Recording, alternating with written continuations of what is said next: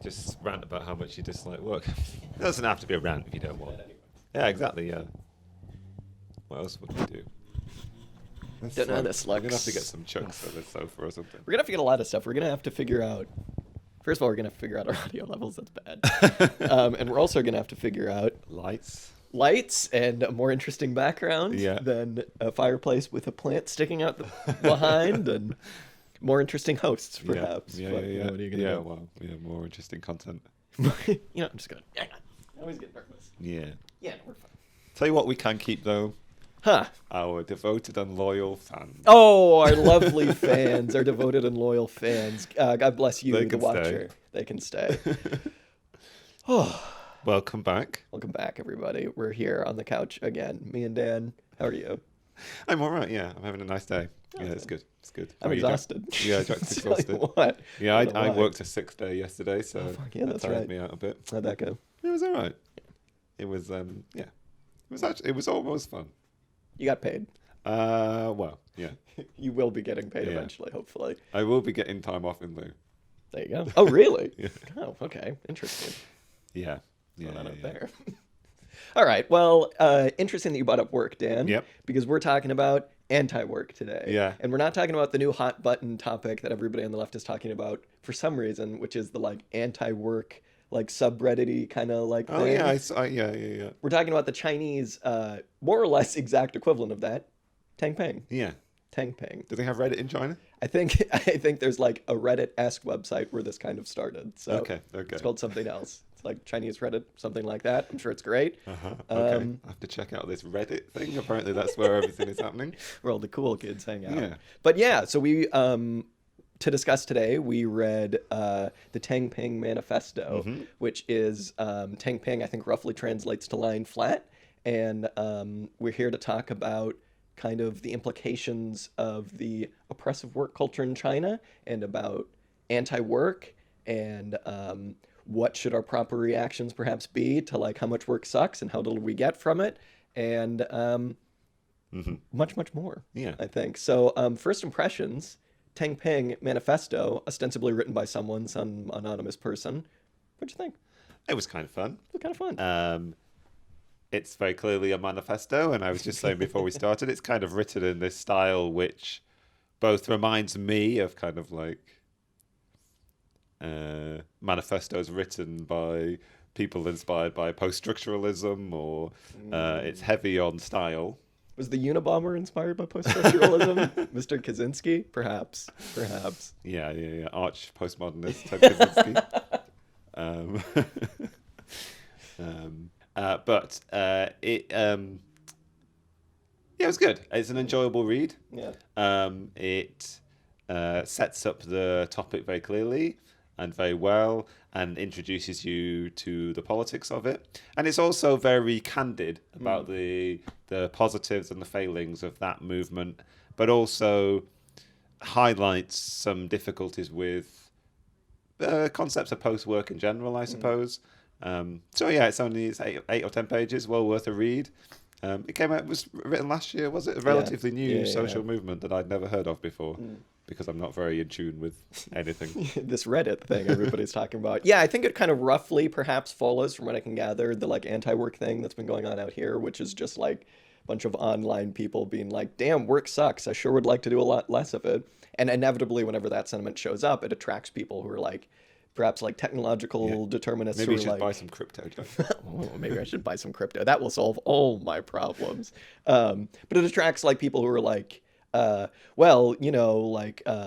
autonomy is on its way. So we're not, we should just be kind of accelerating the push to none of us needing to have jobs because work just sucks in general. And I think that's maybe the first thing we should talk about, because we are always wary of technological determinism, but also this idea of all work being bad. I'm interested to get your take on, because that always feels a bit reactionary to me. And it's first of all, let me just say, completely rational response to how crummy work is. I mean, I complain about my job. I work 40 hours a week. A lot of people in China work a lot more than that. And so it's completely rational response to just be fuck it, I just don't even want to work. And I think before we even get into the political economy of post-work, anti-work stuff, perhaps we should just say completely rational. It makes sense to just want to, drop out and just, lie on your back. Yeah, I certainly and wholeheartedly agree.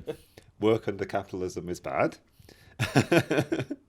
And this manifesto and the sentiments it espouses certainly would have appealed to me a lot more a few years ago, I think. Now I am, I guess, more conscious and more aware of thinking about work as sort of like human beings' interaction with the world. I guess I'm adopting more of a classically Marxist way of looking at it. Where it's what separates us from the animals. So, well, there is that, isn't there? There's the kind of like, what is human nature interacting with the world and changing it, I suppose. All the attendant questions around ecology and sustainability can be tabled for another discussion, I think. But there's definitely that. And then there's also our relationship to one another, which is mediated through the work that we do, but which under capitalism is done in an exploitative way. Well, I guess in all hitherto existing modes of production and forms of human life. Except for the first one. Except for the first one. The good one. The best history, best period of history, is exploitative. But human beings coming together to collectively make and influence the world in which they live, and therefore living socially and collectively, one could broadly describe that as work. Sure. So there's definitely like a slippage and a question of terminology. But we'll get into those questions, I think, as does this manifesto very explicitly. Absolutely. I think where I always get a little like, guys, what are we saying here is you mentioned this in a really good way a while ago. It wasn't on the show, but we've brought it up and we've talked about it on the show before about like we all do collectively come together to make society together. And under capitalism, because we're all in competition and because all we own is our labor and blah, blah, blah, blah, blah, and the means of production are privately owned, it's more or less impossible to realize that.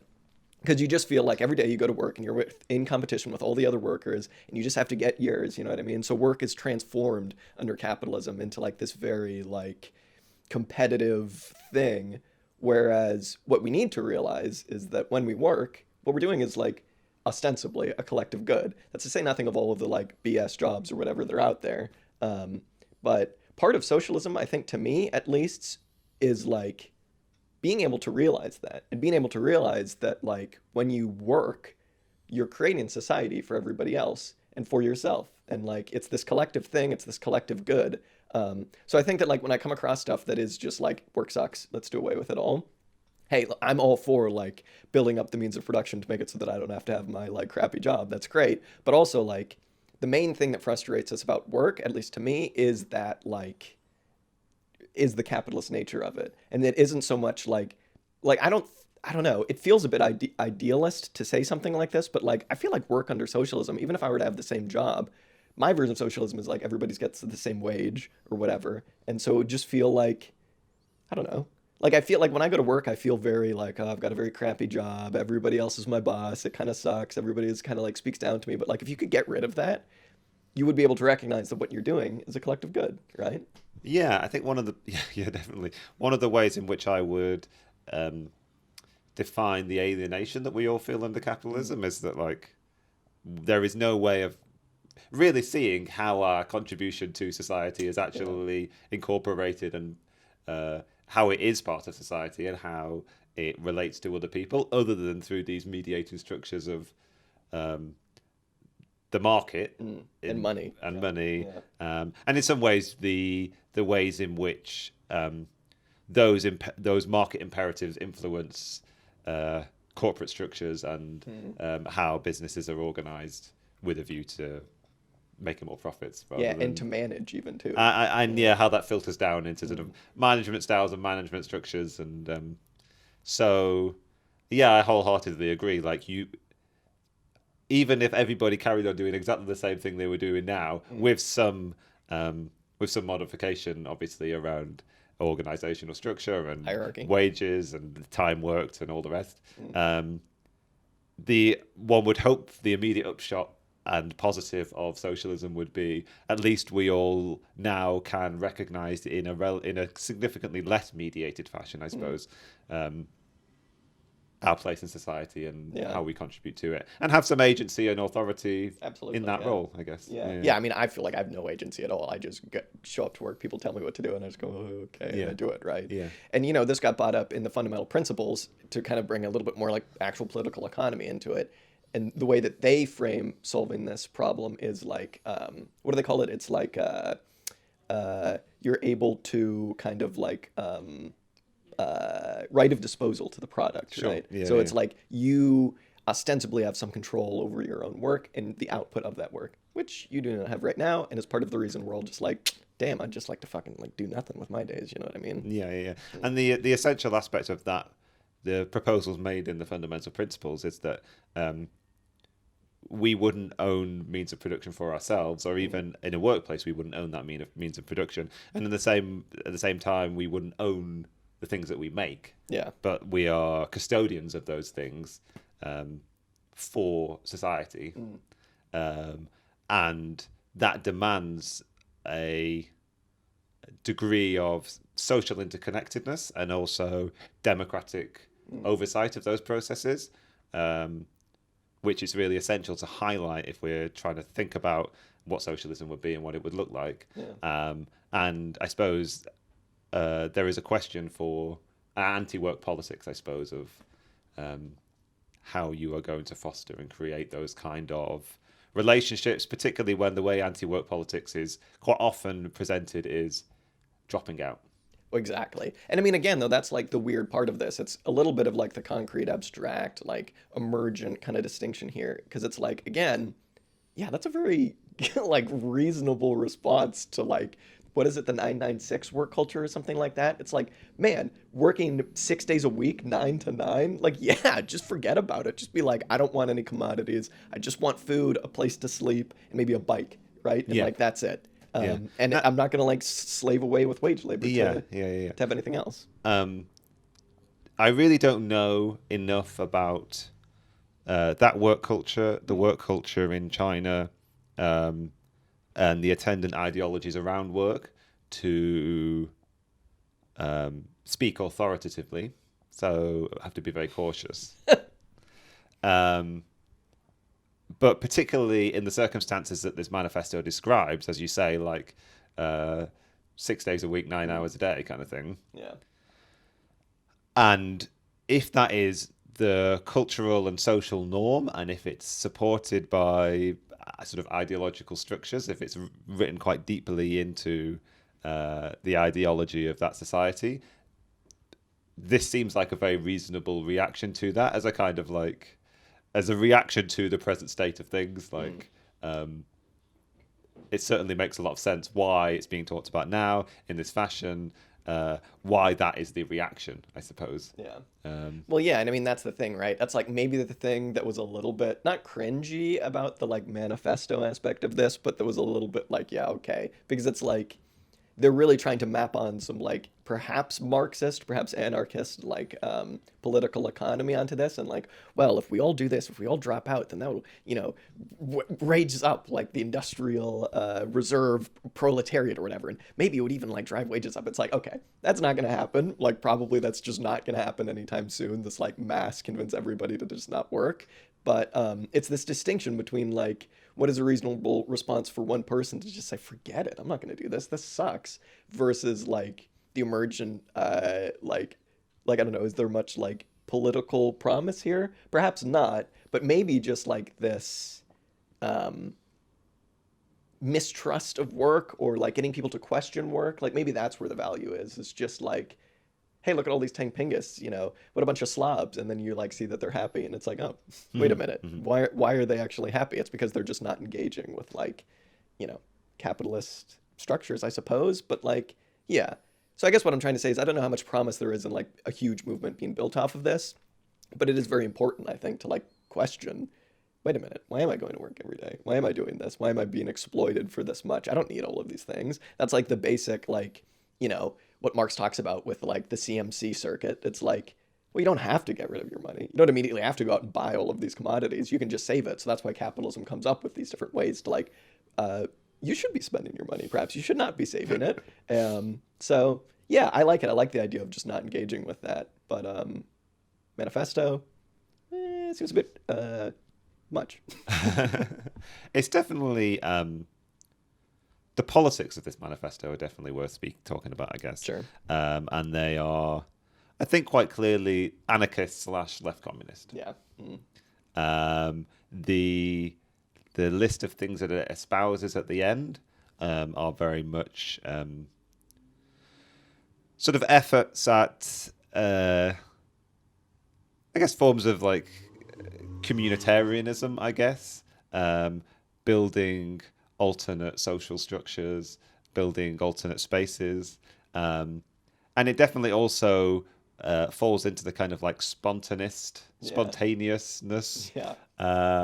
In like the funniest spontaneity as way. a strategy. Yeah. But just which is which for me is reminiscent of like certain types of left communism and communization theory, where the sort of like the insurrectionary response to contemporary society can be expected, I suppose. And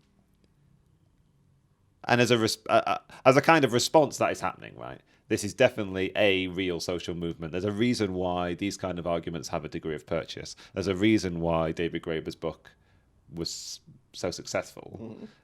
People do understand that these are the problems of society. They recognize these as the contradictions.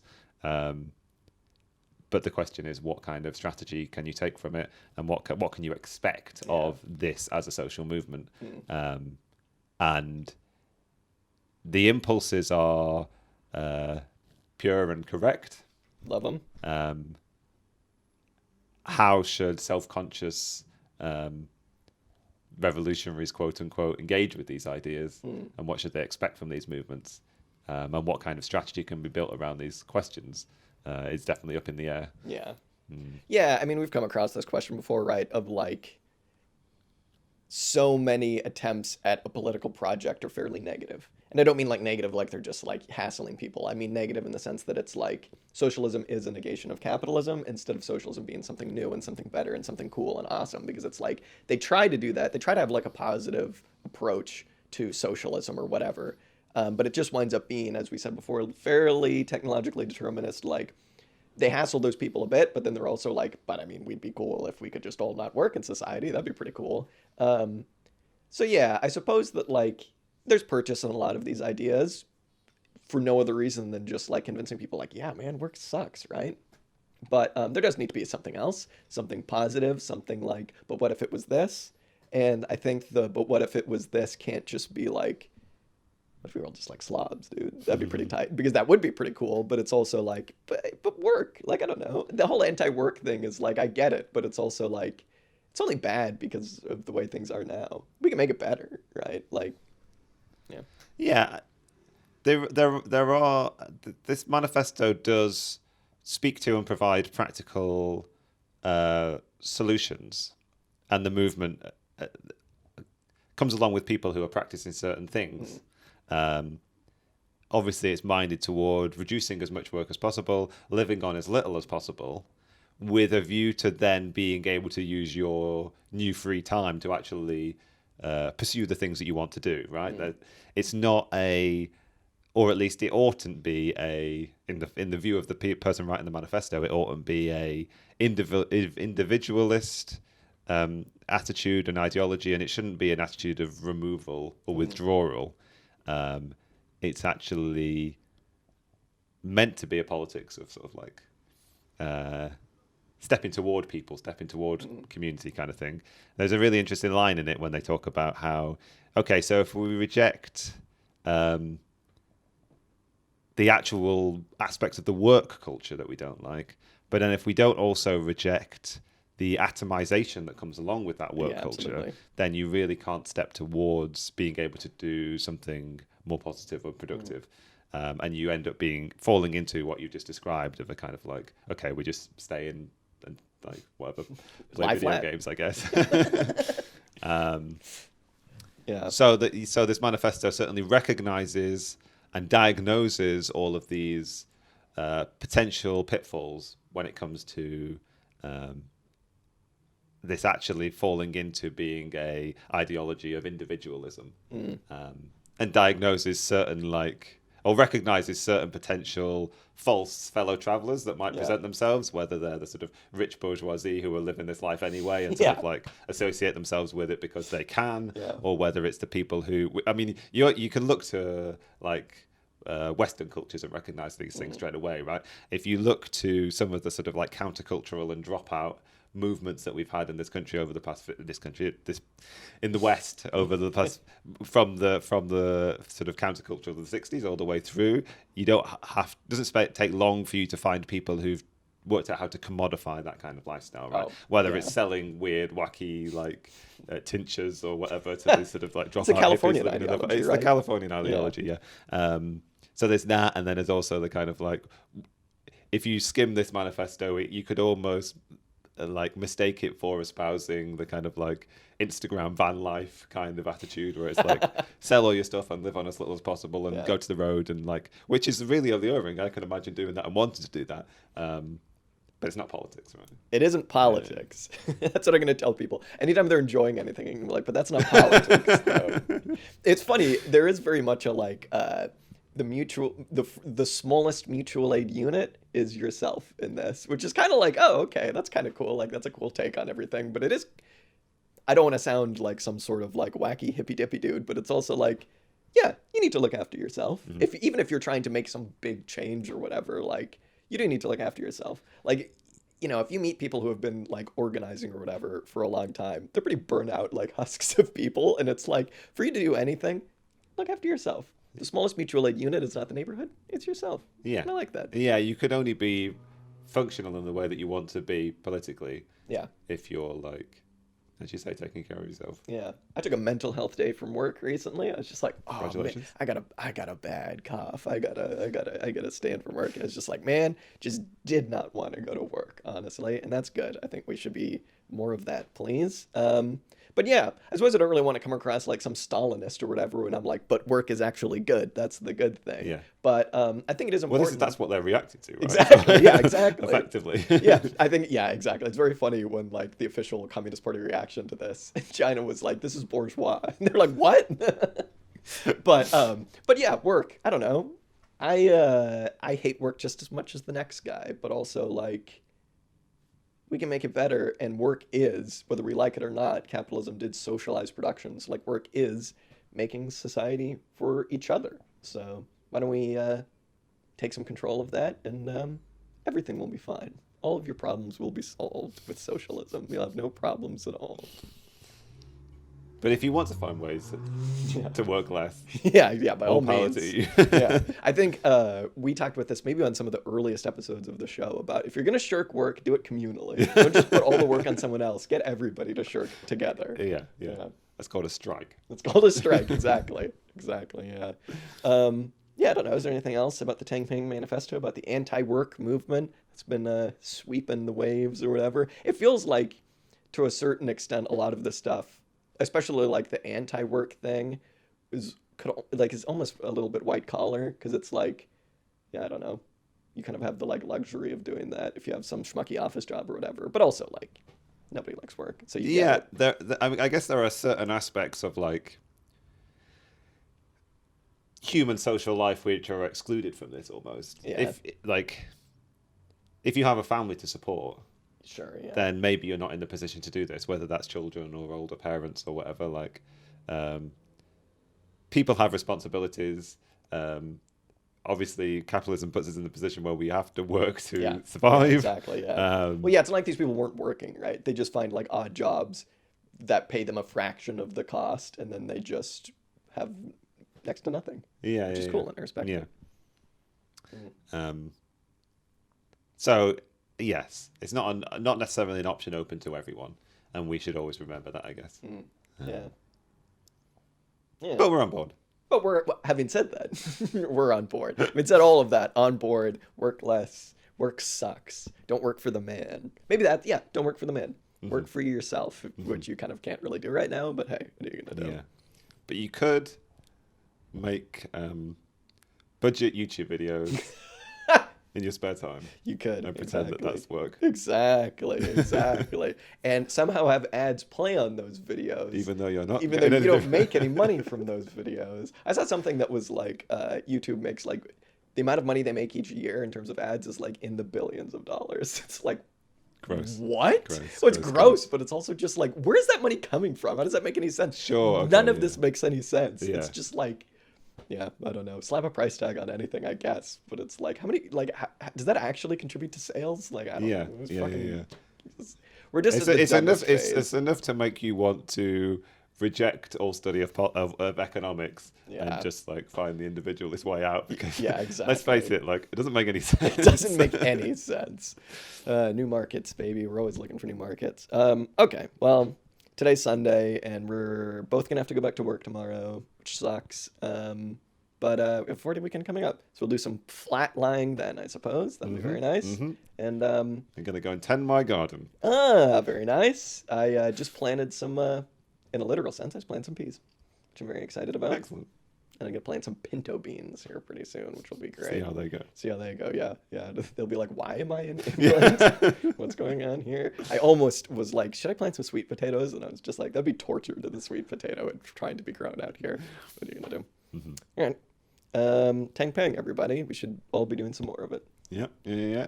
We'll definitely link the manifesto somewhere, so go and read it. It's short and fun. Yeah.